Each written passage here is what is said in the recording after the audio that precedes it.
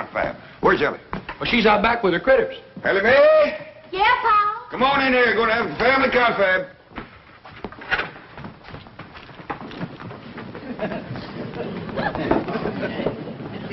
Now, as you all know, poor widow Fenwick and her young'un is coming to spend the day, and we all got lots to do. Fenwick.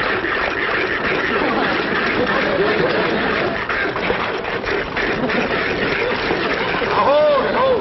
We'll start doing right away. I'd like to say a few words first. Now, let's commence with the victuals.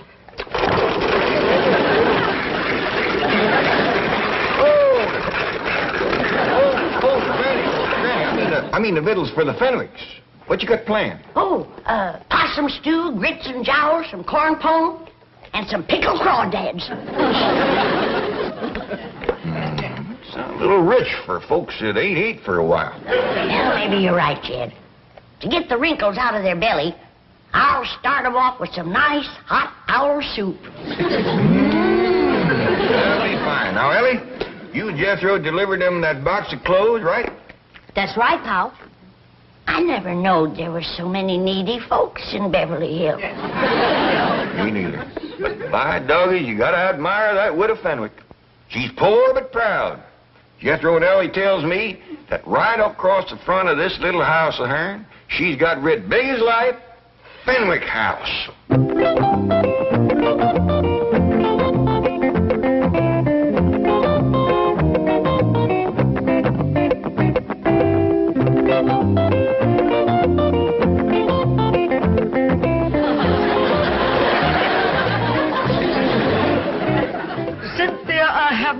Refused to visit the Clampetts. It's just that I can't bring myself to wear those dreadful clothes.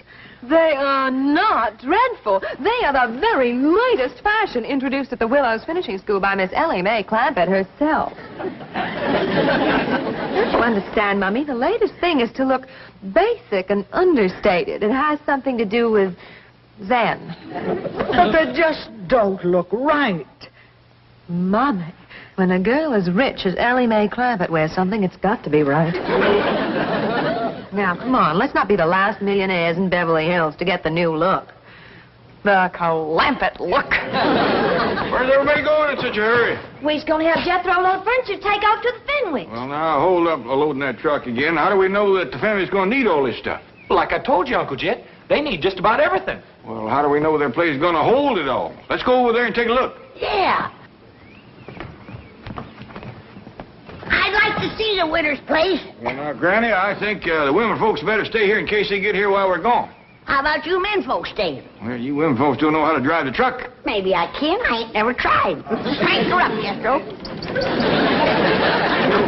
Lift your granny down. We'll be back directly. The widow's liable to be right stove up when she gets here, walking all the way. Don't worry, kid. One slug of my rheumatism medicine and she'll be as good as new.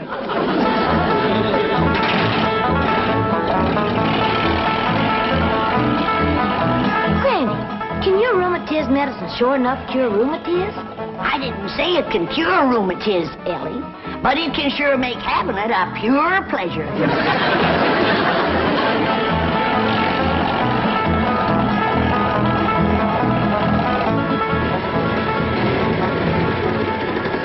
We don't want to embarrass them, Jethro, so if they still at home, we'll right quick drive by.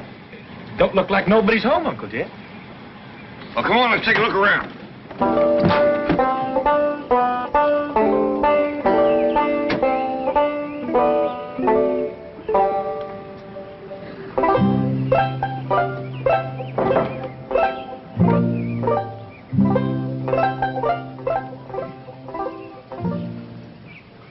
Found the box of clothes, Uncle Jet. Right here's where Ellie and me left them. Jethro, I seen places with little or nothing in them, but this is pitiful. A chair to sit on. Nor a bed, neither. Ain't got a wash bowl, or a pitcher to fill it with water, or a window big enough to throw it out. Hey, Uncle Jet, we gonna bring them some stuff? No, Jethro. You couldn't squeeze enough stuff in this place to make it fit for two women to live in. Well, then what are we going to do? We got to get him to move into our place. It ain't gonna be easy, with her being such a prideful woman. But it just ain't right for us to have so much stuff and to let them live here in a place like this.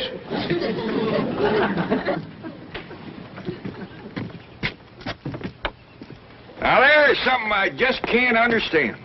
How can folks live in a big, fine house like that and let a poor, starving widow and her young'un live in a place like this right outside their gate? Uncle Jed, let's go up and give them what for. It ain't for us to speak judgment on them. Maybe the spirit of love will take hold like it did Miss Drysdale. The Clampett are moving from last to last. The Clampett are moving from last to last.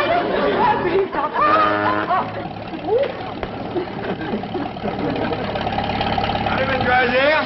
Splendid. You came back with another load. Well, now, hold on. We decided not to move these things. Why not? Well, we're hoping that the Fenwicks will move in and use them here. The Fenwicks. Mrs. Radnor Fenwick? Yes, ma'am. You know, the widow with the skinny daughter named Cynthia. They are moving into this house? Well, we're hoping they will. But this is marvelous. I've been trying for years to meet Mrs. Radnor Fenwick, and now she's going to be my next-door neighbor. Well, it ain't for certain yet. Have you engaged a real estate agent to help you sell them on the place? Oh, ma'am, we just kind of figured on talking them into it when they come over. I'll help you. I'll dash home and change and come back and help you.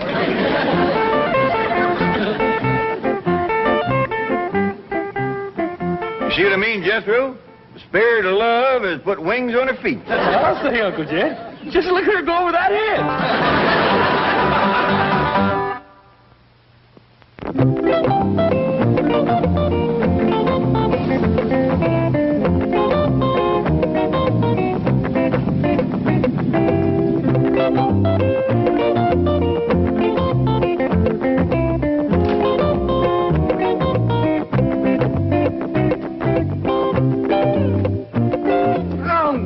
Mummy, and that makes you look just like any other common, ordinary, everyday millionaire. Now take it. No, I can't. I just can't. Well, you must. I just can't. Mummy, if anyone were actually to see you, I would die of mortification. Mummy, I thought I told you, no jewelry. No, Cynthia. I feel positively nude without diamonds. I'm trying to achieve the Clampett look, a look of studied slovenliness. Oh, Beasley, upstairs, please. No, Cynthia, not those buckets. Be silly, Mummy. Yesterday, Ellie Mae Clampett carried one to school, and the effect was devastating. Oh, dear, if your father could see us now, he'd just turn over in his mausoleum. Beasley, get the rolls out of sight quickly. We'll call you if we need to. Yes, Beasley, park it close by. Yes, I'll phone you to the front seat number. Oh, Mummy, look at that. Yes. Disgraceful, isn't it? Disgraceful? It's fabulous. Unbelievably understated. It's probably the only purely existentialist car in Beverly Hills. We must have it copied. Cynthia, we've used nothing but rolls for decades. Oh, Mommy, this is progress. Don't you understand? Frankly, no. I seem to have lost all sense of values. It's like a nightmare. Well, here, come sit down and pull yourself together before we meet them. Oh, it's just all so confusing. I just know this never could have happened if Coolidge was still in the White House.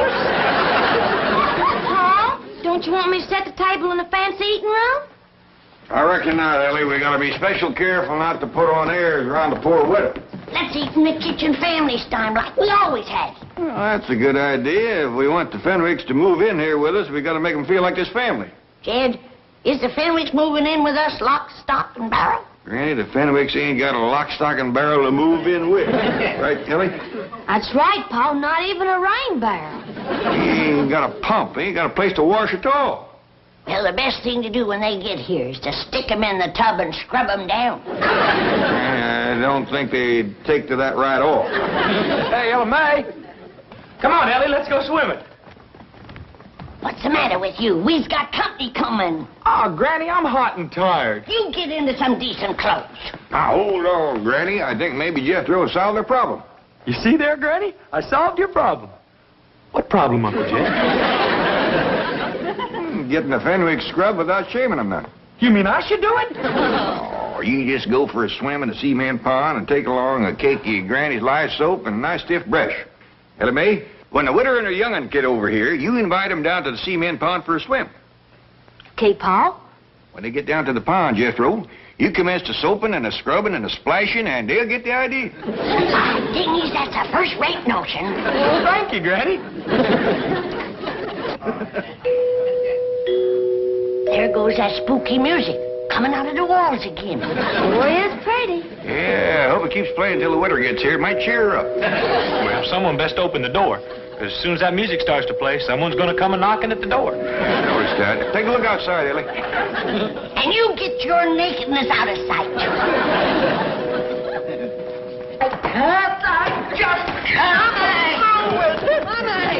Mommy, please, you can do it. Come on, I'll help you. They's coming, but that poor old widow woman can't hardly make it. I'll get my jug. Is they wearing the clothes you bring them? Yeah, Pa, and toting buckets. To carry home leftovers. Lord love 'em. Let's go give 'em a helping hand. Howdy there, Cynthia. This here's my Pa, and I reckon this is your mom. Welcome, welcome. Well, dogged if you ain't plumb tuckered, Widow Fenwick, but don't you worry. Granny will fix that.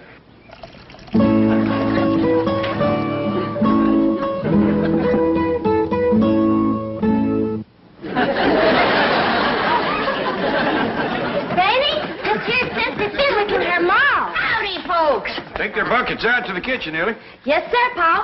See you in a little bit, Cynthia. Thank you, darling. Too low. Ellie Mae, be sure they're scoured good and don't leak. Do it, Granny. Here, widow, this'll brace you up. Oh, thank you. Orange pickle? No, white lightning. Oh, I'm not familiar with the blend, but tasty. Got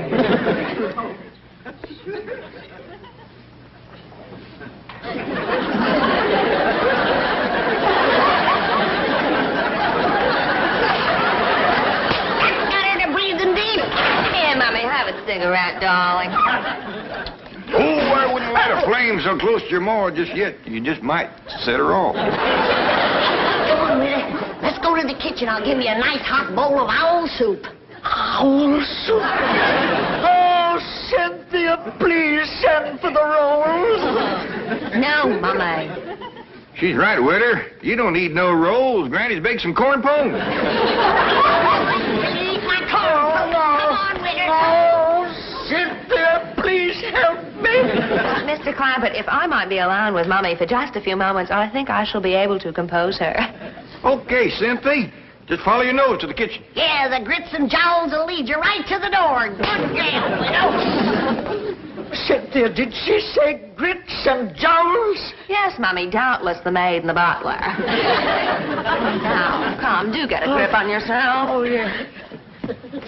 Mommy, think of all the trouble the Clampetts have taken to achieve a total look. The truck, those clothes, their speech. Why, they even weave. You'd weave, too, if you ever drank their tea. Try to emulate them.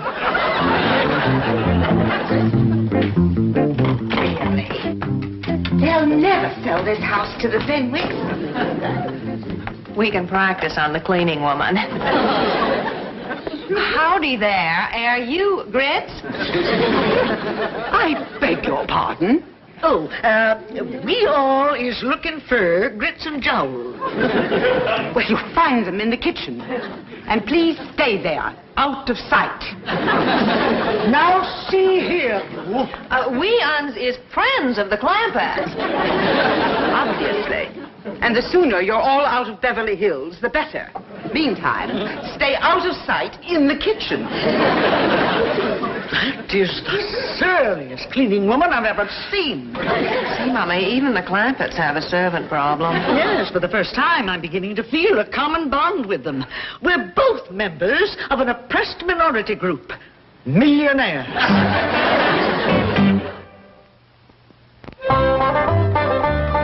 Ain't the Fenwicks sniffed their way to the kitchen yet? Well, not yet, Pa. Should I go and find them? Well, let's have a little confab first. Now, Jethro is getting powerful hungry, paddling around in the cement pond with that brush and soap. Ellie, you hinted to the widow and Cynthia about going swimming? Well, ain't had a chance, Pa. They must be nigh on to starving. Granny, can we skip the washing and go right to eating? Jed, from what you tell me about the way they've been living, I'd feel much better if they were washed down good before they sat at my table. Maybe you're right. They didn't look bad, but you never can tell. Oh, there you are. We're still looking for grits and jowls. Oh, we'll get to them directly. Ellie. Oh, Cynthia, I bet you and your ma would like to go swimming, huh? I wouldn't. And now neither would I. We got a dandy pond, all made out of cement. Nice clean water in it, too. And plenty of room to splash around and work up a good lather. No, thank you. No, I'll pass, too. Maybe they just like to look at the pond. Show them, Ellie. Okay, Pa. No, we're not interested. We didn't even bring suits. Well, I got one that'll fit you. And I'll try and find one for you at a base my possum, Jed. Yeah, now come on, ladies. Pond's right out here. Come on, here you go. It's right over there to the right. It's peculiar behavior. Why do you suppose they're so insistent that we come up? Mama, looky there.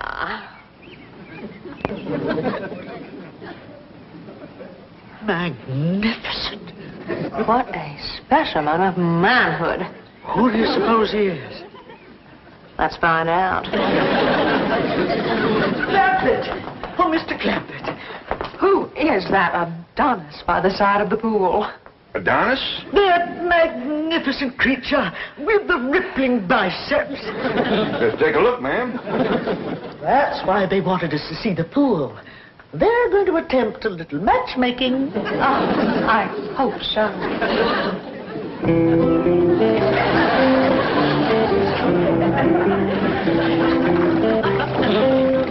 Right there is Duke. Duke! He has a title? Yeah, Duke. Duke of what? Where's he from? Well, he was born in Oxford. He's been with us since he was a little feller. Then he's the Duke of Oxford. Yeah, I reckon so. We just call him Duke.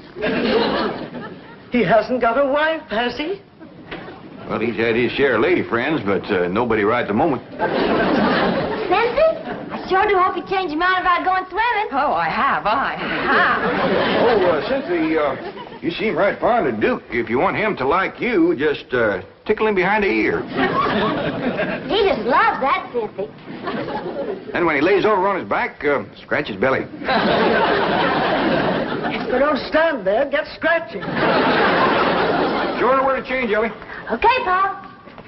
Mr. Clampett, I imagine that Cynthia and I do appear a bit eager, but I want you to know that my daughter is worthy of royalty. We Fenwicks are a very, very old family. Oh, now, Witter, don't talk like that. There's many a good tune left in an old fiddle.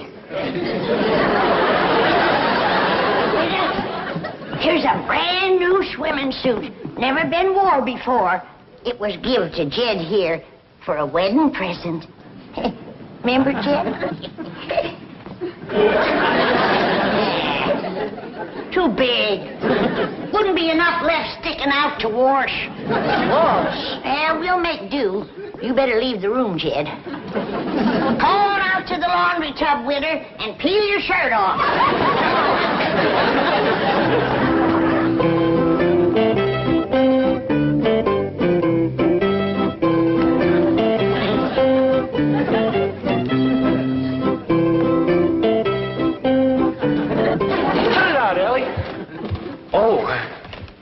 Excuse me. Howdy, ma'am. Your Grace. Yours, too. Permit me to present myself to you. Well, thank you very kindly, but I don't think my Uncle Jed would let me keep you. Oh, Your Grace. Yours, too. I am Cynthia Fenwick. Oh, hey, is your ma coming? No, we are quite alone. Well, shall we go in the water? No, I'd rather not. Well, then why don't you just sit here and you can watch me? Your Grace. Yours too.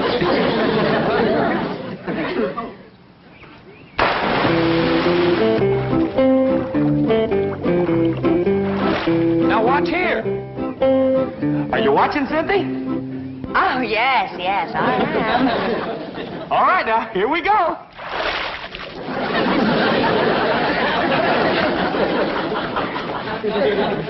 You get the idea?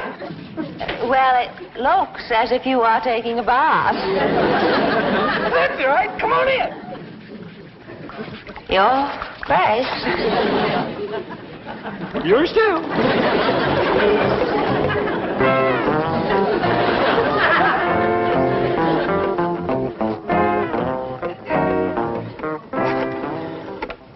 Mobile operator, give me JL 13411. No, make that 12. I want the front seat. I thought I told you to stay out of sight in the kitchen. Now look here. I have taken all the abuse I intend to take in this house. Clampett Look or no Clampett Look. Duke or no Duke. I refuse to... Oh, Beasley! Come quickly, please. Now you get out of here. And take that other antique with you. I refuse to take orders from a poorly dressed, ill-mannered, overweight cleaning woman. Why, you loutish hillbilly. I am Mrs. Milburn Drysdale. And what does that mean? It means that I am a pillar of society. You were a pillar. I am cutting you down to a stump. Don't you dare pull a knife on me. The only thing I'm going to pull on you is your head. Yeah, Jethro, Granny said she had trouble scrubbing the witter. How'd you do with the daughter? I tried, Uncle Jet, but that girl ain't washed in so long I couldn't sell her on the idea. Granny said the witter bucked like a mule, too, and then she busted loose and run. Can we eat now? Yeah, Jethro, scoot up the back way and get some clothes on. Hey, you know something, Uncle Jed? That skinny little rascal, all she wanted to do was tickle me behind the ear and scratch my belly. Paul, come quick. Miss Drysdale and the widow Fenwick is having a real cat fight in the front hall. Let me up, you female wrestler. I'll have you drummed out of Beverly Hills. Now you caught her. Hold her right there. Now I'm going to finish the job. Widow Fenwick. Did you call her Fenwick? I did. Here now, get off that poor starving Miss Fenwick. You all right, witter? You all right? Oh, I have never been less all right in my entire life. Beasley's here. What's the matter? Ask no questions. Just flee for your life. Uncle Jed, can we please eat now? Not being you, Jethro. A fellow named Beasley just grabbed the witter and her young and made off with them. Come on, we gotta catch them.